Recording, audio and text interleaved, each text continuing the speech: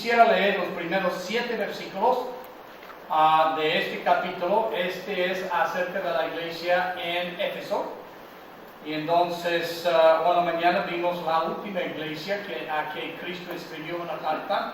Hoy en la noche vamos a ver la primera iglesia a que Cristo mandó una carta al ángel o al mensajero pastor de la iglesia por medio de Juan.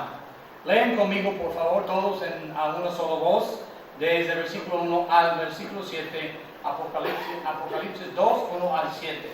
Escribe al ángel de la iglesia de Éfeso, el que tiene las 7 estrellas en su diestra, el que anda en medio de los 7 candeleros de oro, dice esto: yo conozco tus obras y tu arduo trabajo y paciencia, y que no puedes soportar a los malos, y has probado a los que se dicen ser apóstoles y no lo son, y los has hallado mentirosos, y has sufrido, y has tenido paciencia, y has trabajado arduamente por amor de mi nombre, y no has desmayado. Pero tengo contra ti que has dejado tu primer amor. Recuerda, por tanto, de dónde has caído, y arrepiéntete y haz las primeras obras, pues si no, vendré pronto a ti y quitaré tu candelero de su lugar, si no te hubieres arrepentido. Pero tienes esto, que aborreces las obras de los nicolaítas, las cuales también aborrezco. El que tiene oído, oiga lo que el Espíritu dice a las iglesias. Al que venciere le daré a comer del árbol de la vida, el cual está en medio del paraíso de Dios. Hoy en la mañana, en el estudio de la iglesia apóstata, que ocupa la era de la iglesia del Nuevo Testamento, antes del rapto de 1900 hasta el rapto, aprendimos qué tipo de iglesia y qué clase de creyente no quisiéramos ser. Ahora, en esta iglesia de Éfeso hay muchas cualidades buenas que yo creo que son dignas de ser imitadas, repetidas en nuestras propias vidas. Claro, hay una cualidad en esta iglesia que no quisiéramos que estuviera presente, y vamos a hacer los comentarios y yo creo que vamos a ver lo que es verdaderamente dejar su primer amor. Muchos lo tienen, yo creo, erróneamente interpretado, pero la Biblia misma es su mejor traductor, y aquí encontramos a lo que se refiere cuando él habla de la iglesia en Éfeso dejando su primer amor. Ahora dice, escribe al ángel de la iglesia en Éfeso acerca de la revelación de Cristo Jesús según Apocalipsis 1:1. Juan escribió la carta dictado a él por el Espíritu Santo, por Dios, y entonces él luego la hizo llegar al pastor, al mensajero de Dios de esta iglesia en Éfeso. Y otra cosa que puedo mencionar, si todavía no estás convencido, que el ángel aquí no se refiere al mensajero o pastor. ¿Desde cuándo, en qué otro lugar en la Biblia encontramos a Dios mandando a un hombre escribir una carta a un ángel? No existe. Mandaba ángeles para hablar con el hombre, para dar un mensaje, pero nunca al revés. Entonces aquí la palabra ángel, en su traducción, como mencioné en la mañana, es precisamente un mensajero. El pastor tiene la responsabilidad, quien quiera que sea, que Dios ha llamado, y la iglesia le ha invitado, y le ha establecido como su pastor, tiene la responsabilidad delante de Dios, cuidar al rebaño, proteger al rebaño, alimentar al rebaño, y mirar por los fines espirituales del rebaño. Los diáconos no son para esto. Los primeros diáconos fueron elegidos para atender mesas, para que los predicadores pudieran dedicarse al ministerio a que Dios les había llamado, pastoreando por medio de la oración, pastoreando por medio de la enseñanza y predicación de la palabra de Dios. La labor de diáconos, la labor de los otros en la iglesia es de suma importancia, porque sin esa labor el pastor se hallaría corto de poder cumplir con su responsabilidad. Entonces yo creo que cada pastor está muy agradecido a Dios que Él dio siervos a la iglesia, y son siervos de la iglesia delante de Dios, sujetos al liderazgo del pastor. Yo creo que si nosotros aprendiéramos esto, según la palabra de Dios, habría mucho menos problemas en muchas iglesias. Gracias a Dios no hay tal problema aquí en Divino Salvador. Pero a veces el diablo saca su cabeza y empieza a hacer cosas que no debe de ser. Pero él está escribiendo al pastor, al mensajero que tiene en este caso la responsabilidad de comunicar el contenido de la carta a la congregación. Entonces él lo escribió así y la entregó a la iglesia de tal manera. Donde él dice, escribe al ángel de la iglesia en Éfeso. Éfeso, una ciudad real, una ciudad literal, una ciudad tangible. De hecho, la ciudad de Éfeso era una ciudad de bastante impiedad. Y eso no es raro. ¿Qué ciudad conocemos que no es impía? Todas las ciudades son impías porque constan de predicadores, constan de gente que es pecadora.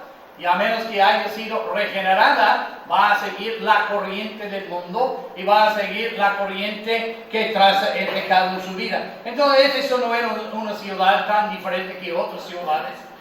De hecho, Dios nunca planta una iglesia en el cielo hasta que la eternidad entra. Ahora está plantando iglesias ¿en dónde? En ciudades impías. Cuando nosotros llegamos a Morelia en 72, llegamos a Morelia en 82, fines de 82, entonces ya comenzamos en una colonia. Yo no sabía, yo había hecho una encuesta de toda la ciudad, checando donde había otras iglesias, aunque no estaba de acuerdo con aquellas iglesias evangélicas en cuanto a mucho de su doctrina. Yo no quería poner la iglesia, no sentí que Dios quería que pusiera la iglesia ahí mera de frente de aquella iglesia. Nadie puede hablar bien de Cristo si no está con Cristo. Pero no significa que yo tengo que ser como aquella iglesia. Entonces Dios nos guió, después de 3 meses en la casa, sin mucho fruto, con mucha frustración, pues rentar un local. Rentamos el local de 2 pisos, en una colonia como la casa como unos 2 cuadras de la calle principal, allí en la parte occidental de Morelia. Y así comenzamos. Mi esposa tenía una congregación de 8 el primer domingo, yo no tuve nadie.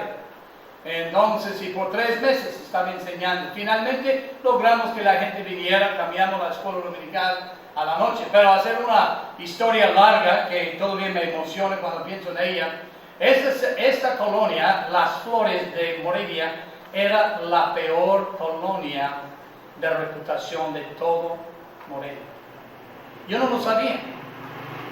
Si lo hubiera sabido, a lo mejor habría ido a otro lugar buscando terreno más fácil. Pero yo nunca sentí que era duro, sentí que era difícil. Y entonces trabajamos mucho con poco fruto, pero Dios da más fruto. Y luego, después de unos cuantos años en Morelia, yo estaba visitando un día en la calle, porque practicábamos la visitación de puerta a puerta, y hablé con una señora que nunca había oscurecido la puerta del templo. Y ya estuvimos platicando, y pues ya muy cortés ella, muy atenta a la palabra de Dios, pero todavía no quería aceptarle. Y ella dijo, pues no le he visto aquí por unos 2 semanas. ¿Qué ha pasado? ¿No se va a quedar? Yo digo, no, yo no me voy, yo me quedo. Pero he estado fuera revisando y renovando los papeles y cumpliendo con mis deberes gubernamentales para poder quedarme en el país. Ella dijo, no queremos que vaya, porque desde que usted llegó y comenzó a predicar el Evangelio, nuestra colonia ha cambiado. Hermanos, Dios no nos planta donde la luz está brillante. Nos planta en la oscuridad para que la luz brille más fuerte. Entonces esta ciudad, esta iglesia en Éfeso había sido plantada en una ciudad de mucha impiedad, impía, como muchos le dicen. Y estaba además esto entregada a la idolatría de la diosa Diana. Cuando Pablo fue allí hubo un alboroto por causa de ello. De hecho, él pasó 2 años en aquella ciudad de Éfeso predicando, enseñando la palabra de Dios. Porque él creía al debido tiempo, si no desmayamos, entonces vamos a cosechar. La razón que nunca podemos lograr el objetivo que Dios tiene para nosotros es que nosotros desistimos demasiado pronto. Hay que seguir hasta que Dios diga ya basta. Y Él no nos va a decir basta hasta que estemos con Él. Entonces, por los teólogos bíblicos, esta ciudad, digamos, la iglesia de Éfeso, es considerada una de las mejores, más espirituales y más grandes de todas las iglesias en aquella época, y particularmente en Asia Menor. Tiene un buen número de gente ahí. Fue fundada por Pablo en su segundo viaje misionero. Lo encontramos en los capítulos del 18 al 20 de Hechos. Pablo, cuando él salía como un misionero, salía no solamente a predicar el Evangelio, pero él salía a predicar el Evangelio con el propósito de ganar gente a Cristo Jesús y con el propósito de formar a aquella gente en iglesias, y él nunca dejó una de las obras hasta que hubiera establecido ancianos, hablando de la espiritualidad madura de los que estaban encargados, eran pastores laicos o pastores llamados por Dios, eran los que Dios había escogido y que Pablo dejó encargado de la obra para pastorear la obra. Pablo era un misionero. Ahora vivimos en una época cuando mandamos todo que sale es misionero. Pero el trabajo de un misionero es ir a otro pueblo donde no hay nada y levantar y ganar la gente y levantar iglesias, no una iglesia, y pastorearla. Pablo nunca pastoreó las iglesias. Él las arrancó, las comenzó y luego estableció gente nacional de la propia ciudad, de la propia nación, ahí como líderes en la iglesia. Y ese es el trabajo de un misionero. Yo fui enseñado así. No se ha cambiado esa doctrina en mi mente por más de casi 50 años. Y yo no entiendo porque muchas veces no podemos entender la función de un misionero. Y muchos llaman a misioneros los que van a dar alimentos. No hay nada mal en dar alimentos. Pero misioneros bíblicos son los que Dios llama para ir a los pueblos y ganarles a Cristo y establecer iglesias y dejar gente de aquella nación como pastores y líderes en aquella iglesia. Pero iglesias, no iglesia. Entonces, esta iglesia fue fundada por Pablo en su segundo viaje misionero. Y cuánto me emociona cuando yo leo las cartas del hermano Tomás Gómez y el hermano José Mares, el hermano Dagoberto y otros de los misioneros que nuestras iglesias están apoyando. Uno dice, ¿apoya usted a esos misioneros? Sí, pero por medio de mi iglesia. Por medio de las iglesias donde doy mis ofrendas. Y entonces, pero me emociona cuando yo escucho de las iglesias que ellos están comenzando. Comienzan con uno y batallan para levantarlo, pero mientras que están haciendo esto, van a otra ciudad y comienzan otro y comienzan otra y comienzan otro, hasta que ya tengan que tener un instituto para preparar a los obreros que se rinden a los pies de Cristo para predicar el Evangelio. Esto me emociona. Esto es el trabajo de un misionero. Y entonces Pablo comenzó la iglesia. De las 7 iglesias en los capítulos 2 y 3, esa es la única donde se le hace referencia a los apóstoles. De hecho, él dice en el versículo 2, has probado a los que se dicen ser apóstoles y no lo son, y los has hallado mentirosos. es la única que hace referencia a los apóstoles. Y el hecho que él hace referencia a los apóstoles, aunque no creo que es absoluto, pero nos apoya la idea que los mensajes aquí no son en particular para una sola iglesia, pero son en general, la intención es para que todas las iglesias tengan el mensaje, así representando cada siglo.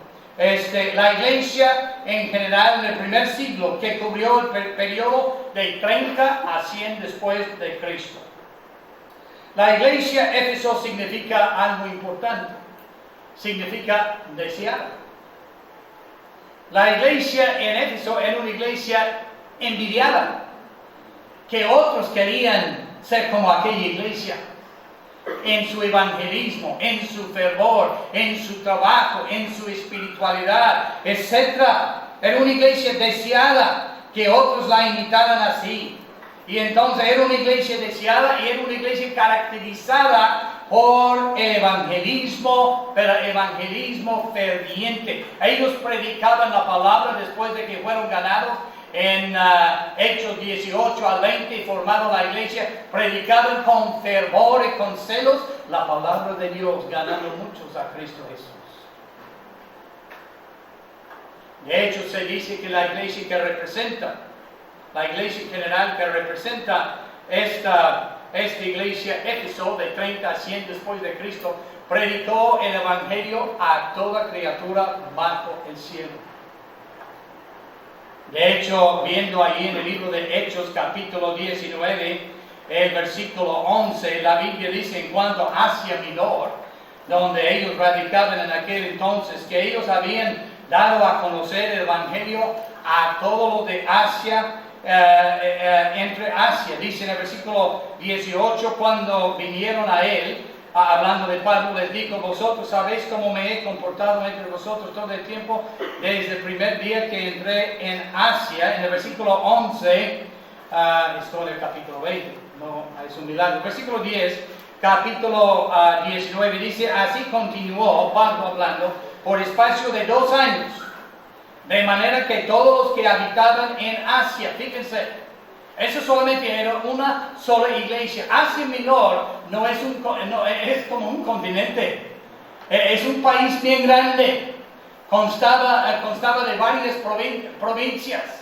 y las 7 iglesias ocupan una minuciosa parte de aquel lugar. Y entonces él dice: así continuó por espacio de 2 años, de manera que todos los que habitaban en Asia, judíos y griegos, oyeron la palabra del Señor Jesús. No dice que fueron salvos, pero ellos oyeron la palabra de Dios. ¿Por qué es tan importante esto? Porque por el oír, por la palabra de Dios viene por el oír, y por el oír viene la fe, y por la fe somos salvos por gracia, hermanos.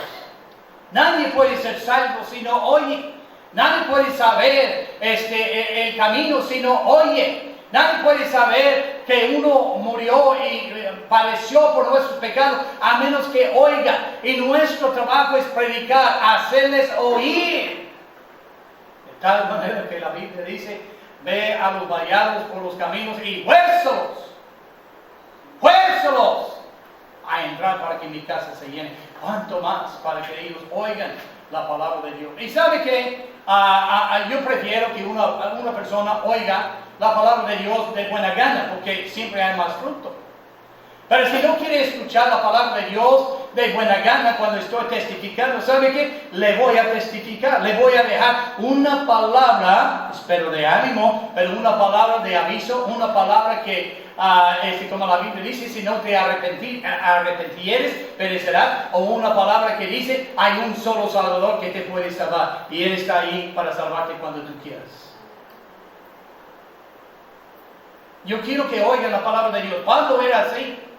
Y cuando él iba, predicaba a los rebeldes y predicaba a los que recibían la palabra de Dios. Predicaba a los que eran del alboroto, que querían ahorcarle y apedrearle después, pero luego predicaba a los que de buena gana le escuchaban. Hay fuerte indicación que esta iglesia, hablando en general de la época, sabemos lo que hizo Éfeso. A toda Asia había predicado la palabra. Pero la iglesia que representa esa iglesia en la primera etapa desde que Cristo formó la iglesia, en Mateo 16, hay fuerte indicación bíblica que esa iglesia del primer siglo, de 30 a 100 después de Cristo, predicó el evangelio a toda criatura. En el libro de Romanos, capítulo 10, el versículo 18, la Biblia dice de esta forma: pero digo, no han oído, antes bien por toda la tierra. ¿Por dónde? Por toda la tierra ha salido la voz de ellos, y hasta los fines de la tierra sus palabras.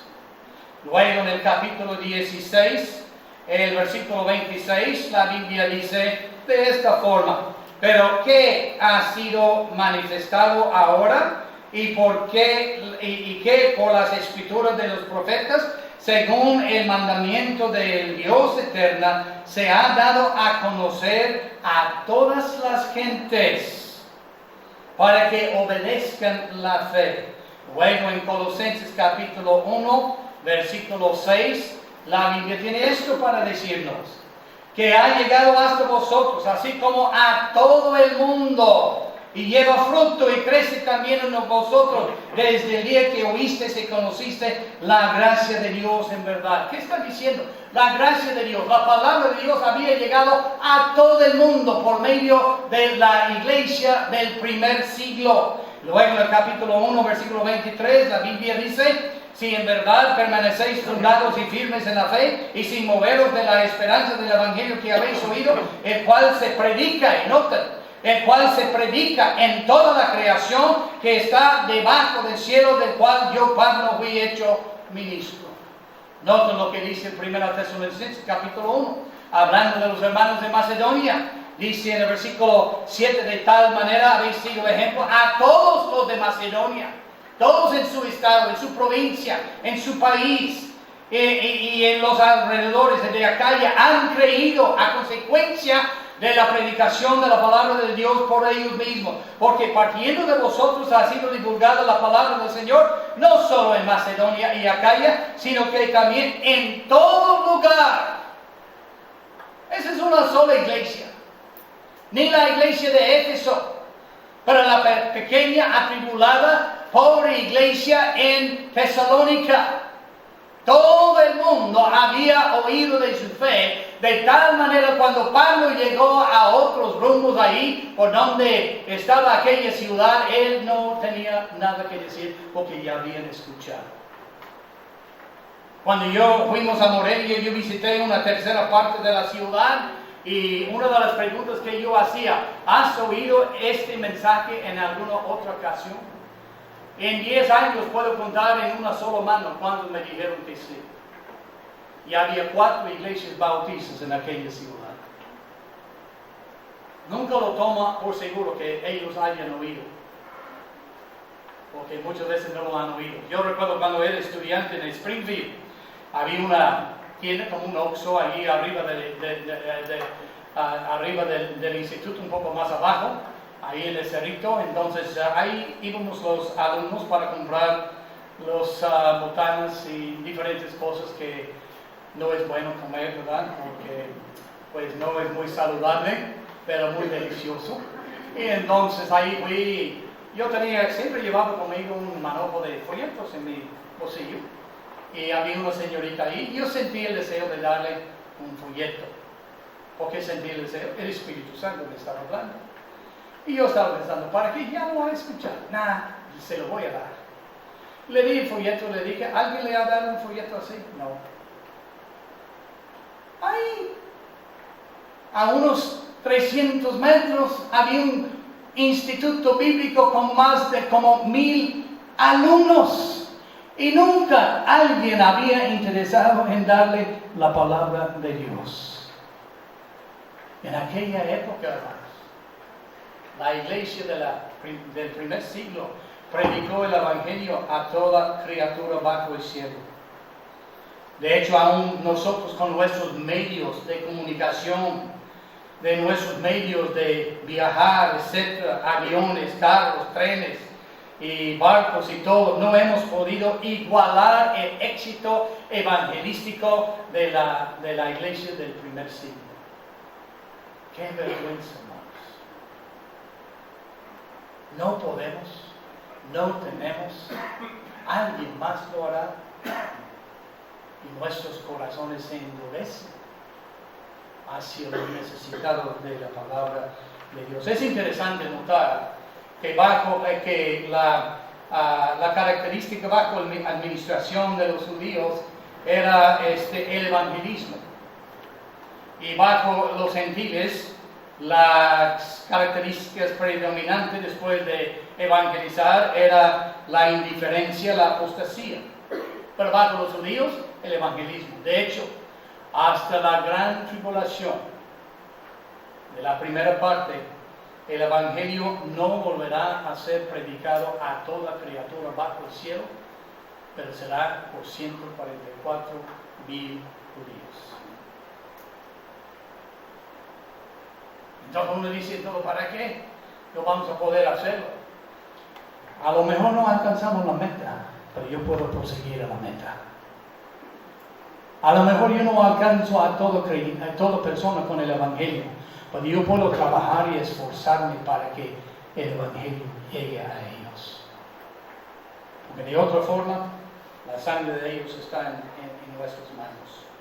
Entonces, en cuanto a su condición histórica, notamos esto acerca de la iglesia. Pero luego Cristo en el versículo 2 dice, en el versículo 1, el que tiene las 7 estrellas en su diestra, el que anda en medio de los 7 candeleros de oro, dice esto.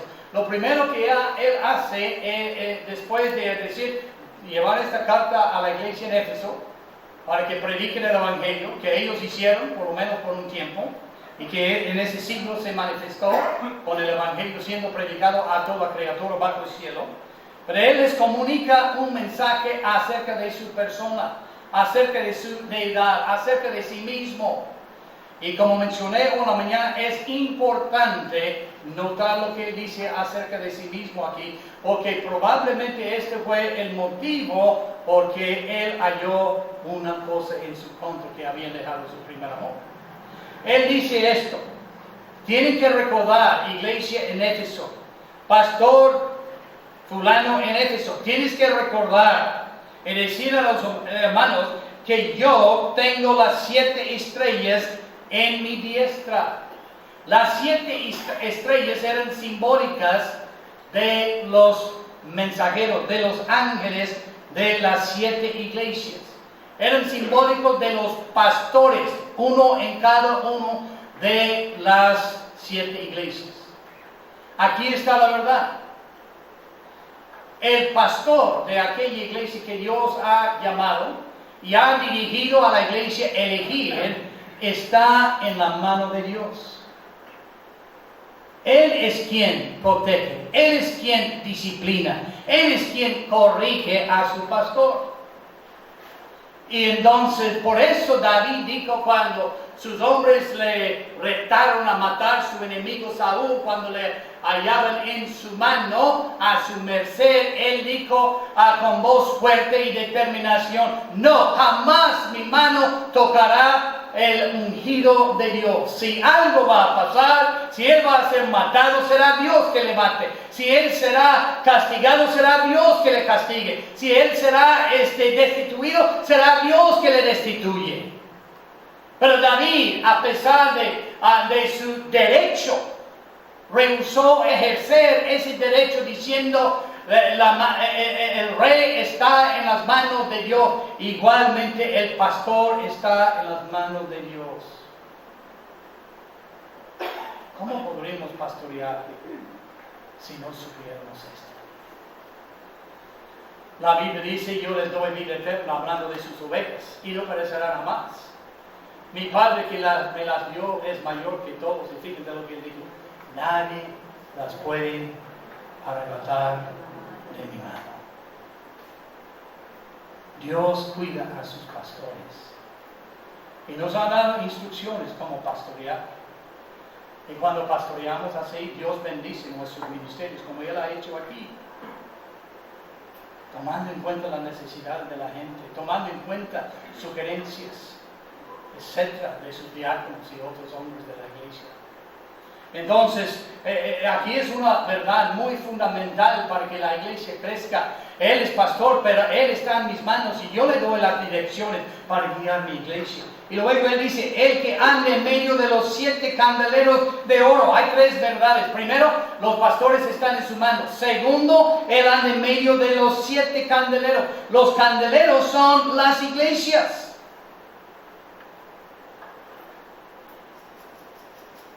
Cuando tú llegas aquí para asistir a la iglesia, en este templo, aunque seas la única persona, nunca estás solo. Hay alguien que ande en medio de esta iglesia y es Cristo.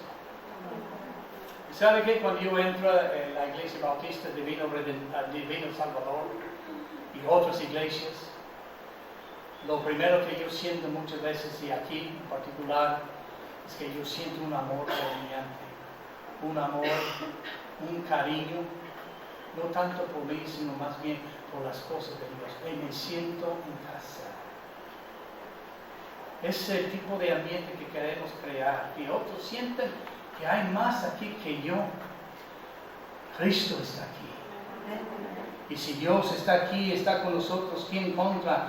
Dice la palabra de Dios. Entonces Él dice, las estrellas, los pastores están en mi mano y yo ando en medio de los candeleros. Si hacemos las cosas conforme a la palabra de Dios, no tenemos que preocuparnos por la oposición y los obstáculos, porque Cristo anda en medio. Pero Él dio el nombre de candelero, este símbolo a las iglesias. Y cuando Él dijo yo ando en medio de los candeleros, estaba recordándoles para qué ellos eran. Como la Biblia nos enseña en Mateo capítulo 5, desde el versículo 14 en adelante, cuando Él dice, vosotros sois la luz del mundo. Un candelero está creado y puesto para dar luz. Y Él dejó el mundo, la iglesia en este mundo, y Él anda en medio de la iglesia para que la iglesia dé luz. Vosotros sois la luz del mundo. Una ciudad asentada sobre un monte no puede esconderse, ni se enciende una luz y se pone debajo de una luz, sino sobre el candelero y alumbra a todos los que están en casa. Así alumbre vuestra luz delante de los hombres para que vean vuestras buenas obras y glorifiquen a vuestro Padre que está en los cielos. Si tú estudias los primeros capítulos, primeros 10 y más capítulos del libro de Hechos, verás que los hermanos salieron y otros observaban el poder y el Espíritu de Dios actuando en ellos y les atraía a los templos de Dios y a las casas de Dios donde ellos también recibieron a Cristo Jesús. Los candeleros son para dar luz. Y mientras más oscuro es, más luz se ve. Pero mientras más luz que le damos, más disipamos la oscuridad. Pero esta iglesia tenía cualidades. Las voy a mencionar rápidamente. En el versículo 2, Él dice que era una iglesia trabajadora. No era una iglesia floja. No era una iglesia que no tenía plan. Era una iglesia que trabajaba. Dice, yo conozco tus obras y tu arduo trabajo y paciencia. De hecho, la Biblia dice que Él nos salvó por medio de la fe por su gracia. Y luego nosotros somos hechura suya, creados para buenas obras. Esta iglesia andaba en buenas obras. Trabajaba arduamente por el Señor. Era una iglesia separada y que no puede soportar a los malos. No es decir que no amaba a los malos, porque si no amábamos, si Cristo no nos hubiera amado, no estaríamos salvos tampoco. Pero ellos no soportaban, ellos no estaban contentos que siguieran en su maldad, en su mal camino. les predicaba el Evangelio, les discipulaban, les enseñaban para que pudieran conformarse más y más a la imagen de Cristo. Era una iglesia separada, por eso la Biblia dice en 2 Corintios 14, desde 6 del 14 al 17, que no debemos unirnos en yugo desigual como con los incrédulos. Luego, ¿qué compañerismo tiene la oscuridad con las tinieblas con la luz? Debemos tener cuidado con quien frecuentamos. Pero luego Él dice, salid de en medio de ellos y os recibiré. Ahora vemos la iglesia uniéndose al mundo, buscando un consenso para que puedan buscar una cosa de acuerdo entre los dos, para que anden mano en mano cuando no hay congruencia, no hay compatibilidad entre el mundo. Por eso Él dice, salid de en medio de ellos y yo os recibiré. Ese es el peligro del modernismo. Ese es el peligro de unirnos con otros grupos que no anden como nosotros. Uno dice, pero hermano, yo quiero convertirles. Te doy una noticia, ellos te convertirán a ti antes que tú a ellos. La Biblia apoya esto. Porque Él dice que ellos no se conviertan a ti, sino tú no te conviertas a ellos, sino ellos a ti. Por eso Él mandó la destrucción total de las naciones que Él había conquistado, y donde no lo hicieron, ¿qué pasó? El pueblo de Dios se convirtió haciendo los mismos hábitos, mismas costumbres de las naciones que Dios había arrojado y rechazado. En una iglesia separada. De hecho, la palabra eclesia habla de esta separación. Significa un pueblo llamado fuera del mundo, creado para Dios. Era una iglesia santa y pura, que ponía en práctica las palabras de Pedro, quien dijo, sed santos, Dios, porque yo soy santo.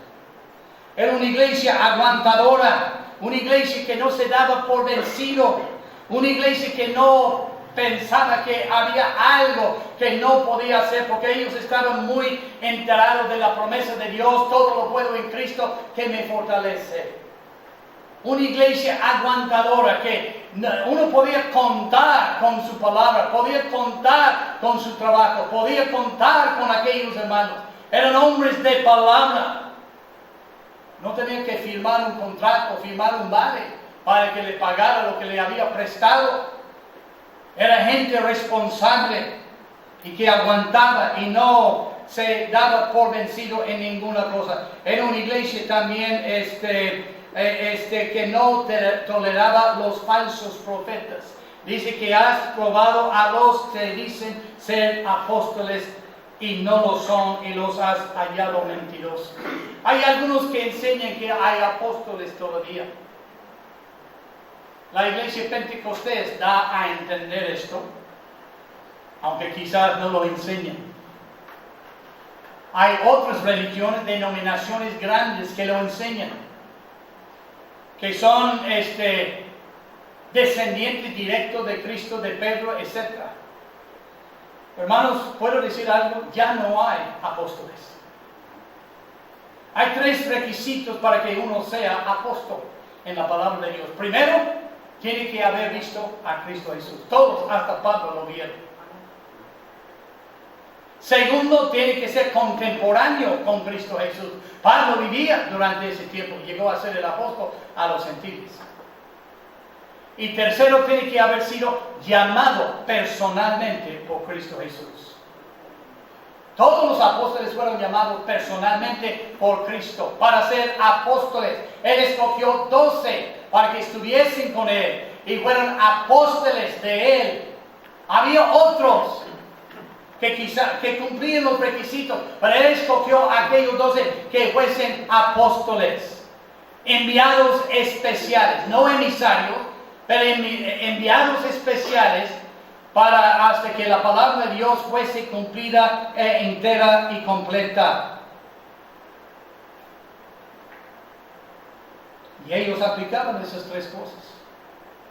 Cuando alguien dice, yo soy descendiente de los apóstoles, pregúntale, ¿viste a Cristo?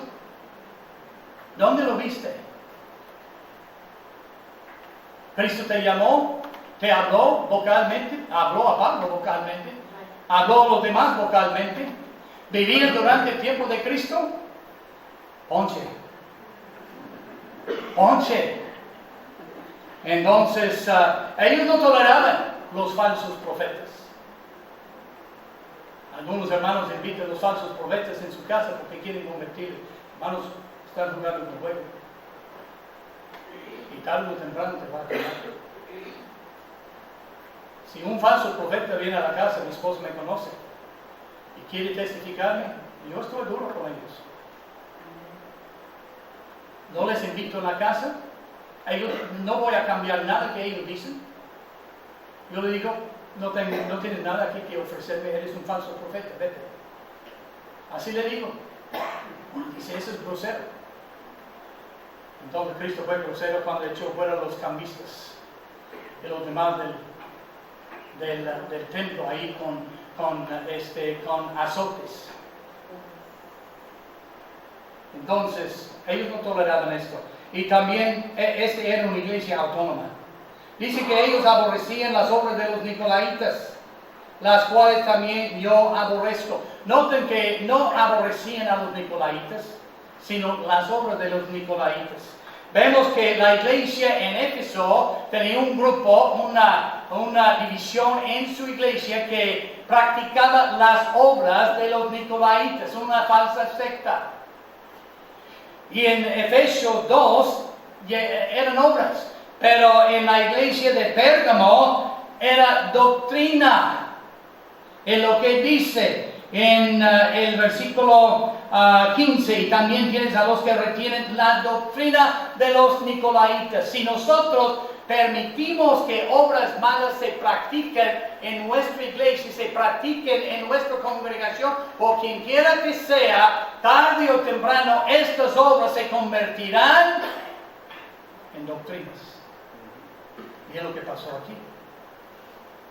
Ahora, en cuanto a los nicolaitas, estos eran seguidores de Nicolai, que se adherían a dos puntos de hereje. La palabra nicolaitas viene de dos palabras griegas: Nico, que significa conquistar o vencer, y laos, que significa laico o pueblo. Y por medio de su doctrina conquistaban el pueblo. Ellos tenían dos herejías. Practicaban la sensualidad, que era parte de la idolatría a la diosa Diana. Metían el sexo en el templo. No era nada normal que se cambiaban esposas. No lo voy a decir cuál secta. Es una denominación muy grande aquí en México y no es católica. Pero conocimos a una esposa de un pastor de aquella religión, y ella comentaba a mi esposa: en nuestra iglesia, en nuestro movimiento se cambian esposas abiertamente. Practicaban la sensualidad. ¿Y cómo lo hacían? Separando completamente la naturaleza espiritual y física. Como algunos dicen, con mi espíritu sirvo a Dios, pero mi cuerpo ya es pecaminoso y va a pecar. Eso no es como la Biblia lo enseña. El espíritu controla lo físico. El espíritu debe dominar lo físico. Y si practicamos la sensualidad así, de esta forma, o cualquier otra obra de los nicolaitas, entonces estamos siendo dominados no por el espíritu, sino por ese pecado. Y él dice: ser llenos del espíritu, controlados, dominados por el espíritu, para que no practiquen las obras tanto de nicolaitas como de otros.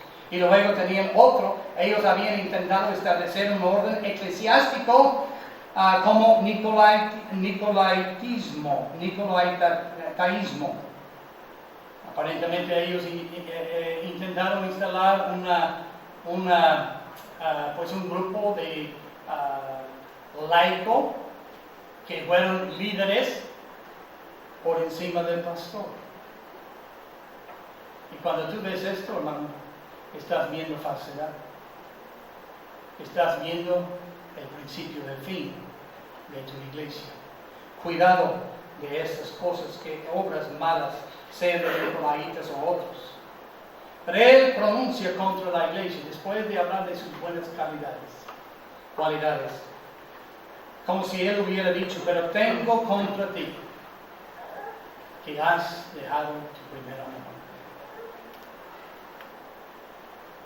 ¿Qué será el primer amor? ¿Qué es lo que ellos dejaron? Algunos dirían es el amor por Cristo, pero yo digo que no. Porque el versículo 2 dice, yo conozco tus obras y tu arduo trabajo y paciencia, y no puedes soportar a los malos. Luego dice en el versículo 3, y has sufrido, has tenido paciencia y has trabajado arduamente por amor de mi nombre. Ellos amaron a Cristo. Y no faltaba el amor. Yo creo que más bien les faltaba la ciencia de poner las prioridades donde deben de ser.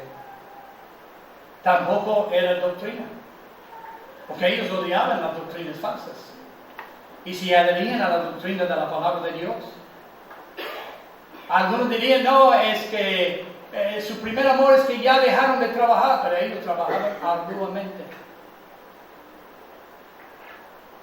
En todo no era el trabajo, no era la doctrina, no era la fe, no era el amor que ellos tenían por Cristo, que era el primer amor que ellos habían dejado. Entonces, ¿qué será?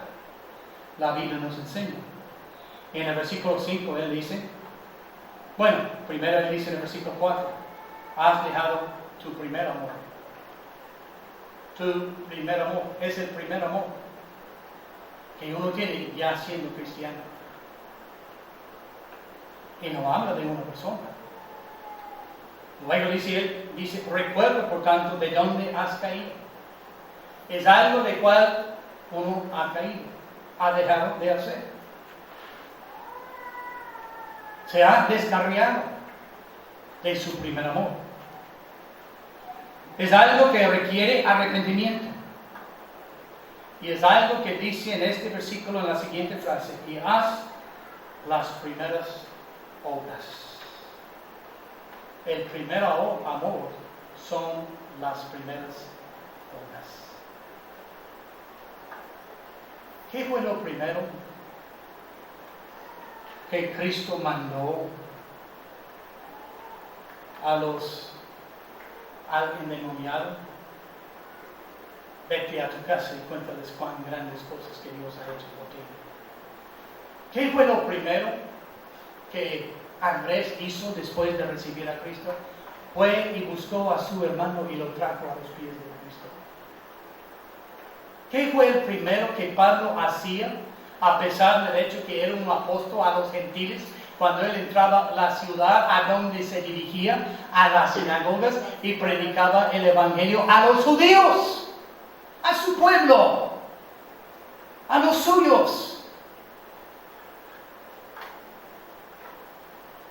¿Qué fue lo primero que Cristo hizo cuando Él vino? Él no vino con los gentiles primero, se topaba con ellos y les predicaba el evangelio. Pero Él vino con los suyos primero. Entonces, hermanos, ¿qué está diciendo? Si tú y yo queremos volver a nuestro primer amor, este primer amor es el interés y el amor que tenemos para con los que conocemos que necesitan de Cristo Jesús. Y permíteme esto, si tú no puedes amar a tu prójimo, no puedes amar al alemán, o al español, o al guatemalteco, o al brasileño, o al africano. Si no podemos amarnos los unos a los otros, ¿cómo podemos amar al mundo perdido? Ellos habían dejado el primer amor, que se llama el evangelismo, si podemos condensarlo y decirlo en una sola palabra. Si examinamos la iglesia en Jerusalén, después de que fueron 3,000 que fueron salvos, la Biblia dice en el siguiente versículo, y ellos permanecían en la doctrina de los apóstoles en el templo, y luego dice en el capítulo 5, versículo 42, y todos los días no cesaban de predicar y enseñar a Jesucristo en el templo y por las casas.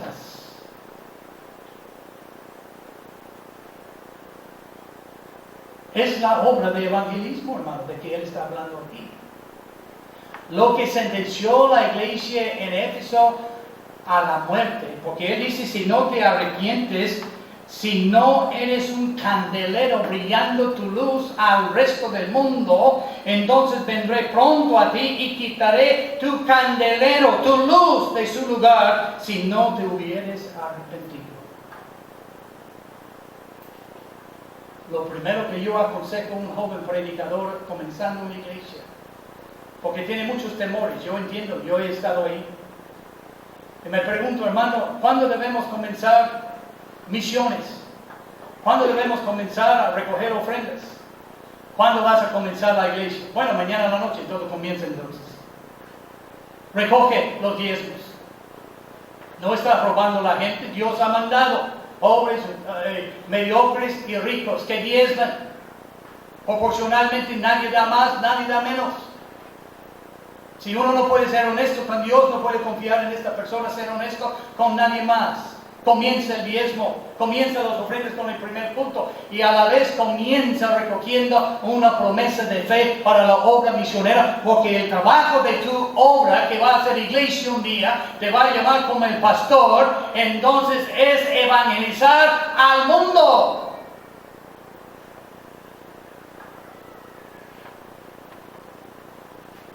Habían dejado su primer amor. Y él dice, si no te arrepientes, vendré y quitaré tu candelero.